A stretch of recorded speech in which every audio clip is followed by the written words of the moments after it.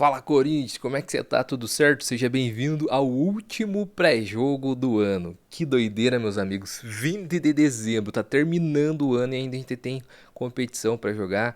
Muito explica o porquê do cansaço que não só o nosso time, mas como o time do Vasco também vem enfrentando nessa última parte do ano. É muito jogo.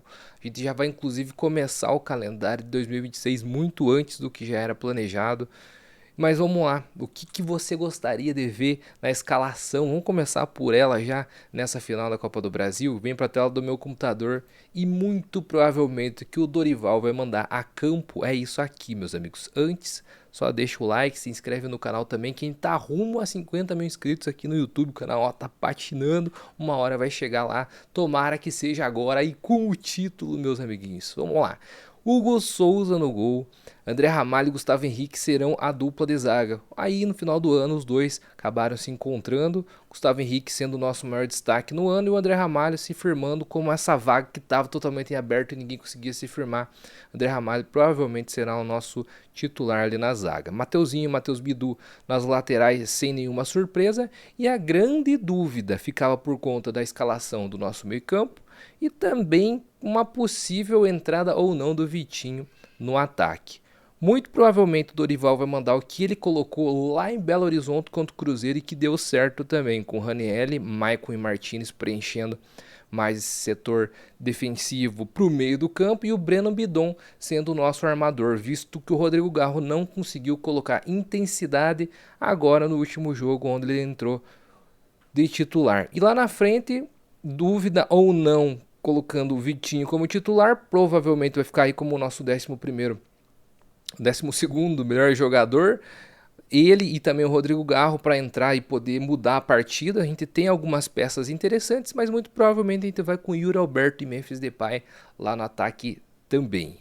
Yuri Alberto, inclusive, que aí na saída do CT rumo ao Rio de Janeiro foi o último, foi o que ficou mais tempo ali com a torcida, o último que entrou no ônibus, parece estar muito concentrado e determinado para essa final. Espero que mude essa fase tenebrosa que vem aí nos últimos jogos, inclusive na disputa de pênalti contra o Cruzeiro que acabou desperdiçando a sua cobrança. E aí, deixe aqui embaixo nos comentários o que você acha dessa escalação, associa dessa forma também como está levantada aqui pelos setoristas ou quais as mudanças que você faria. Comenta aqui embaixo, meus amigos. Para ser bem sincero, a minha opinião, a única coisa que eu acrescentaria o Vitinho nesses 11 iniciais.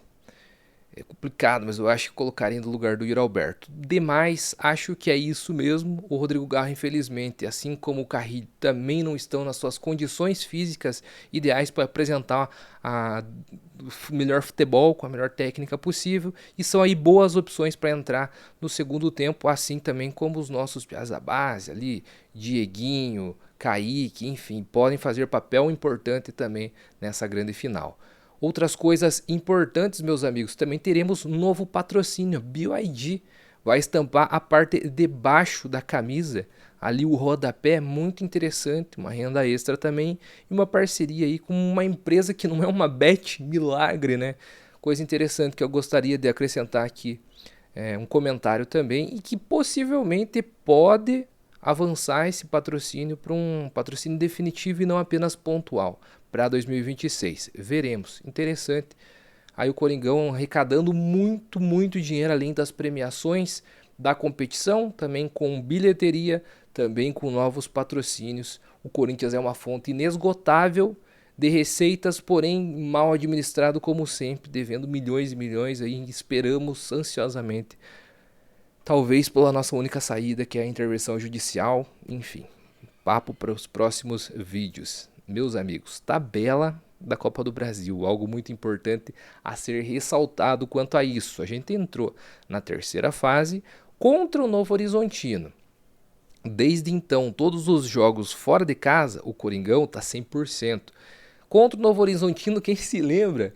O inesperado aconteceu, a gente venceu com o gol do Hector Bonilha, o Hector Hernandes, sim, que não está mais entre nós, né? Bom, 1-0 contra o Novo Horizontino. Na próxima fase, oitavas de final, o Coringão 2-0 contra o Palmeiras no Allianz Parque. Yuri Alberto e Gustavo Henrique. marcando. Vamos focar nos jogos fora de casa, para você ver como o Corinthians está forte. A gente veio em Curitiba e também fez 1-0 contra o Atlético Paranaense, onde a gente estava bastante desfalcado. Inclusive, Guinegão foi o autor desse gol aqui.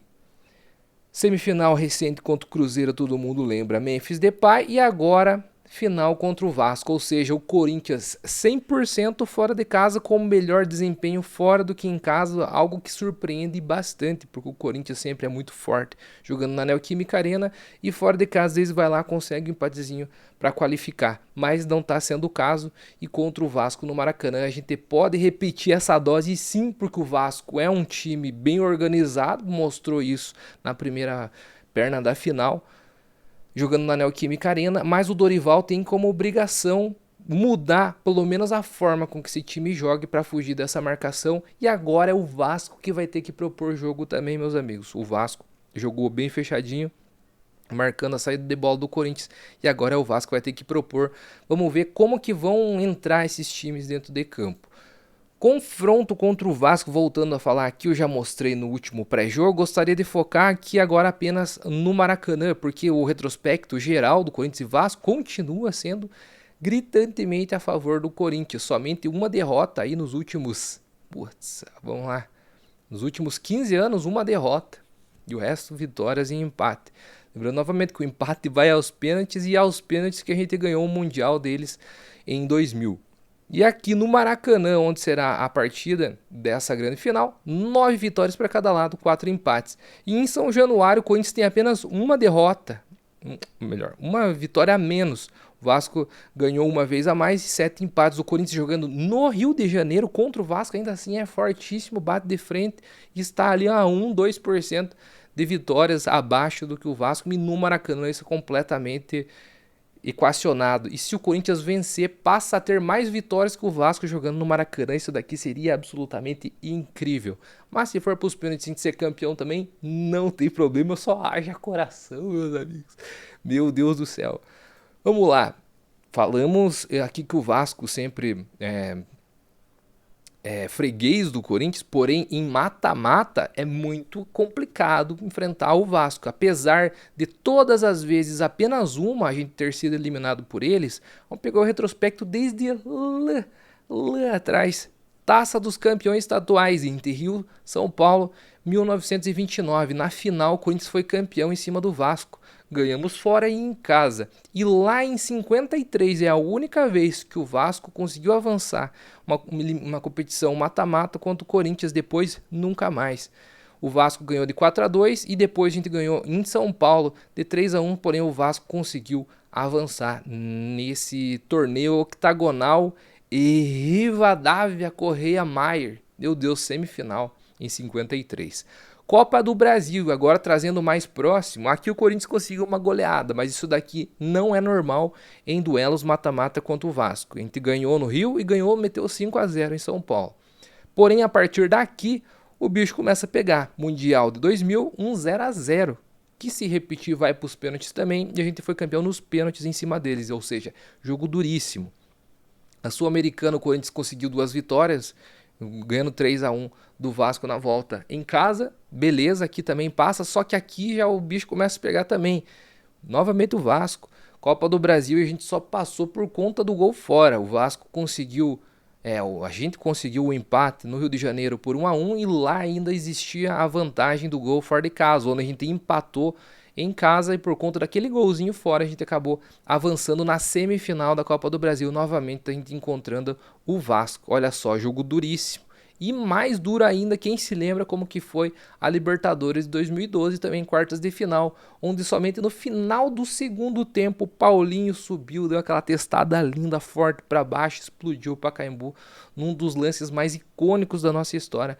Mas também o primeiro jogo, tava chovendo, de aquela lama, quem se lembra daquela foto do Emerson Sheik levantando todo sujo de terra lá no São Januário. Jogo duríssimo, e assim como foi também em São Paulo, onde o Vasco podia ter a chance de abrir o placar com o Diego Souza, mas o Cassião foi lá e rau, fez aquela linda defesa, entrou para a história, e também mais um jogo duro na nossa história. Então o Vasco, apesar de ser nosso freguês, em mata-mata tende a embaçar muito vende caro a nossa passagem ou os nossos títulos. E novamente está acontecendo isso. Aquilo que eu falei do Yuri Alberto parece estar muito focado no CT, embarcando para o Rio de Janeiro foi o último, foi o que mais ficou com a torcida e escutou 1 a 1 para entrar em campo mais motivado ainda. Pô, Yuri Alberto, a gente espera muito de você, meu amigo. A gente sabe que você tem qualidade e esperamos que essa fase ruim vá embora justamente no jogo mais importante da temporada. E falando em festa, que festa maravilhosa que fez a fiel torcida mais uma vez. Meus amigos, que coisa mais linda. É festa no CT, é festa na saída, é festa também no deslocamento até o aeroporto em Guarulhos. Olha só que coisa mais linda. Sensacional, desproporcional. Aqui é a polícia, né? Isso, pô, querendo tacar certeza os caras, da onde que calma, calma, que coisa mais linda. O símbolo do Corinthians é sensacional e espalhada por todos os cantos. Vai do Corinthians essa energia. Tem que contar já o elenco para que a gente entre com sangue no olho nessa grande final. O elenco já tirou foto, já pousou no Rio de Janeiro na tarde desse sábado e já foi recepcionado na chegada no hotel lá no Rio de Janeiro também. Olha só, a Fiel tá em todos os cantos mesmo, meus amigos.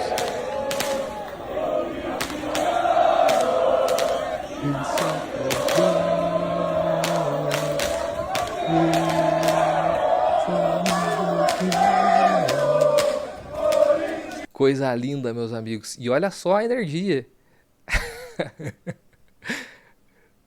Deu na garganta aqui, ó, Martínez do Carrilho. Se liga, meus amigos. Rodrigo Garro chegou para comparecer, agradecer a fiel torcida, já ganhou um beijo na testa também. Sensacional, meus amigos. Sensacional. Fiel torcida marcando presença. Apoiou desde o primeiro até o último segundo de 2025 e merece esse título, sim. Traremos esse título para casa mais uma vez e seremos tetracampeão da Copa do Brasil. Aguarde e verá, meus amigos.